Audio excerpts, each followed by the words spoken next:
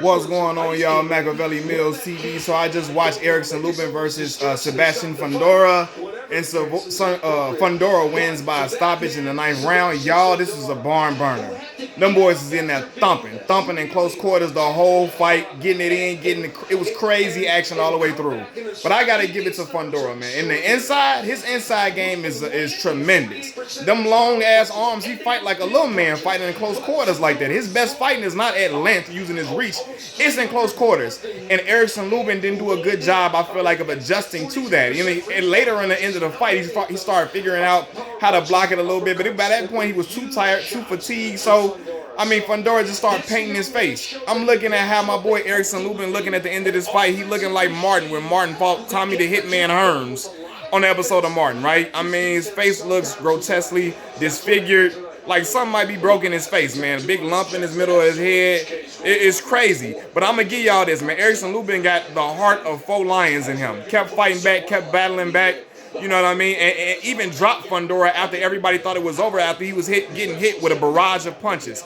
But Erickson Lubin had the wrong game plan. I feel like you're supposed to go in and out, in and out, in and out against an opponent like Fundora.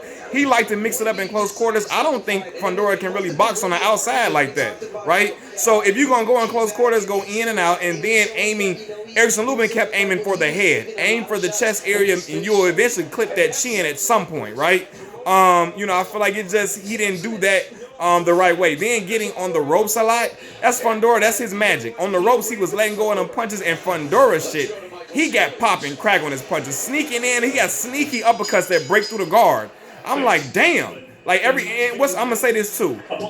Fundora's recovery should be commended. After he got dropped and hurt, and at the 7th round or something like that, he came back out refreshed, rejuvenated. Looked like he just took a damn, I don't know, took a little drink of a Gatorade or a Red Bull or something like that, and just start going right back to work. Relentless the whole way.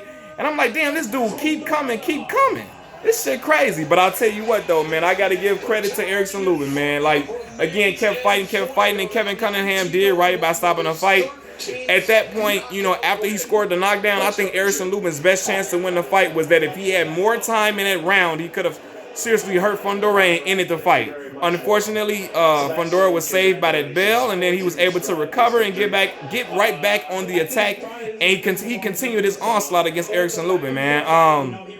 I feel bad for Erickson Lubin. So he worked his way back into title contention after 6 straight wins, 6 straight victories after getting knocked out by Charlo. So I figured he would make a recovery, but you know what?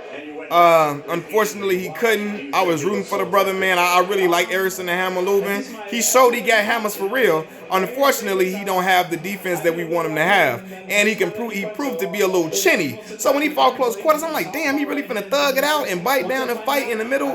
Fight in close quarters like this in the middle of the ring, crazy. But he did it. But it was to Fundora's advantage, man. Fundora's slick. He's not slick.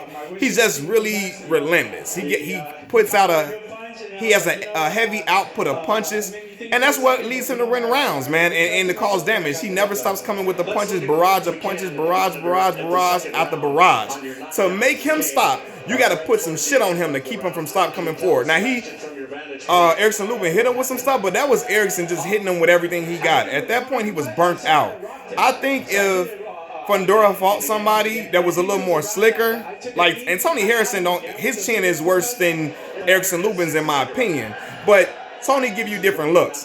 Fight inside, outside, got that jab to keep you at bay. Tony can really box and knows how to fight from inside and out. You know what I mean? And he can, I think Tony can dictate a fight like that he can dictate the fighting like that against a guy like Fundora. I think if he fought another guy with a little bit more power too, Charlo would have clipped him up out of there, I think, with the punches that Erickson Lubin was hitting him with. However, the way he fight in close quarters, Charlo, and I don't want him to do to sit and try to trade with that big motherfucker. Because Castaño was fighting Jermel in close quarters, and he was doing great work with it. You know what I mean? Outworking Charlo, talking about Castaño. So one thing about Fundora, he has a great work rate. high volume puncher, which eventually he gonna sneak stuff in there and get stuff off on you. But I feel like Erickson Lubin had the wrong game plan, man. I'm looking at Erickson, man. Erickson, damn, it's crazy. His face is all battered up, and but you know, he went out and tried to give it the best go that he could. You know what I mean? Fighting for his boxing career to get back to be a champion. Everybody want to be a champion in boxing. Valiant effort, but Fundora was the better man tonight. But again, I think if you put him in there with a guy like Tony Harrison, they can give different looks. Tony's 6'1", not taller than Fundora or as tall as Fundora, but a little taller. Knows how to use his length. It'd be an interesting matchup. But the thing was, Fundora gotta have some crack on them punches, cause shit, he was hitting them and I'm like, oh my god, Erickson Lubin gonna fall, and eventually did. But come to think about it, I thought he was gonna fall a lot sooner, or a lot more from the punches he was getting hit with. So I don't know. I'll be interested to see how Fundora's power looks against a guy like Charlo, or against a guy like Tony. Again, I think Tony got a weaker chin than Erickson Lubin, but I want to see what Fundora's chin would look like against Charlo, and how Charlo could take the punches of Fundora. So I want to see Fundora against Charlo. That's an interesting fight, but Charlo got undisputed to worry about against Castaño, because Castaño was giving them problems, man. But yeah, man, I think Erickson could have fought him a different way. Again, hit that chest area, hit the body, hit the chest, light that chest up. Eventually, you're gonna clip that chin, and he's gonna get hurt with something that he ain't gonna see coming, man. Unc, what you think about the fight? Good fight, bad strategy for Lubin, man. This motherfucker here can fight, man. He can fight up close. He ain't throwing no jabs. He getting right on your ass, man. No jabbing. Just getting this. Damn, that boy look like a Cleon, man. Look like a Cleon. Good Lord. Nah, for real though, man. His face is lumped up. Lump in the middle, his big rock in the middle of his head. We talking about Erickson Lubin. Big Dawson, you'll go fire, you'll go flame. That man was unleashing them punches tonight, man. And I'm hoping that my boy Erickson Lubin can recover and come back. But Fundora, that's what I'm saying. This mug is 6'6", fighting at 154. God damn. Look, he much bigger than his daddy. It's crazy, man. Like, this mug is 6'6", fighting at 154. One hell of an advantage for him. However, he fight the right guy. He can get touched because Lubin hurt him while Lubin was hurt himself. So he can get hit with some shit. I think Charlo got some punching power for him. How do you think a fight would feel against Jamel Charlo and him? Charlo might get him. Charlo get him. Charlo got more skills than Lubin. Yeah. A little bit more swift and hit a little hard. Got a little more pop. A little bit more swift in and out. But I tell you what, he stand on them ropes is bad formula, boy. Bad Sarah. Stand on them ropes way too long. I told him, I'm looking like, damn, Erickson, get off the ropes. And Fundora works well when you on them ropes, because he just like to bring it right to you. Is no jab and none of that shit. He just coming straight in he fight like a small man, like a little dude. Like, you know what I'm saying? Yeah. How do you think a Harrison would fare against a Fundora? Tony chin ain't good enough. His chin ain't good enough. Yeah, that's what I said. Tony a little slicker, but he's slicker, but his chin ain't stronger. That's what I said. Somebody gonna have to hit this motherfucker, get him up off. Yeah. Cause he on me all night. That's what I'm saying. I don't know what the hell. He like to energize a bunny. This mug do not get tired. Keep coming. He don't never get burnt out. I said, damn, what type of shit? Like, you gotta check this brother's drink. I ain't gonna accuse the brother of cheating or nothing like that, but I don't think that is ever happening. He just got a motor on him, and he seems to keep getting refreshed after every round. Keep coming stronger and stronger. I'm like, this he a goddamn robot? Put his glasses on and everything. He say what? Say he went bifocals. The man is system, man. Yeah. He ain't That's why I think you fighting close though. Cause he can't see from distance. Jokes, yeah.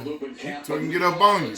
Cause Fundora's exiting the ring wearing glasses. I think he fight close like that. Bifocals. Wearing bifocals. I don't know if he can see from distance. So it'd be an advantage fighting him from the outside, going in and out, like you said, in and out. That's the strategy to fight a guy like Fundora, man. Dude is relentless and he got popped. But like Uncle said, I like Tony Harrison. He's slicker than Erickson Lubin, but Tony a little too chinny. So I think he might have clipped Tony with the shit he was hitting Erickson Lubin with. Erickson's chin better than Tony's. But I feel like he fight a guy like Jamel Charlo, that will be an interesting bout. I think Jamel shouldn't move up until he fight. If he beat Castaño and become undisputed, I want to see Jamel against Fundora and see how that holds up and see if he can make something shake. You know what I'm saying? But interesting fight. Nothing but action. It was a great night of boxing. That was interesting as hell. I ain't gonna. We got big glasses. Bifocal. Goddamn, he can't see it all. Lord, he got them huge glasses. Yeah. Man. Drop my boy, man. Look, Erickson Lubin family pissed off. Look at his sister. Man. His sister got the big glasses too. They all got glasses. They say the sister sparred him a couple times. Sparred who? Fundora? Yeah. In training camp. You told me something interesting. You say Fundora's father used to train with Lubin?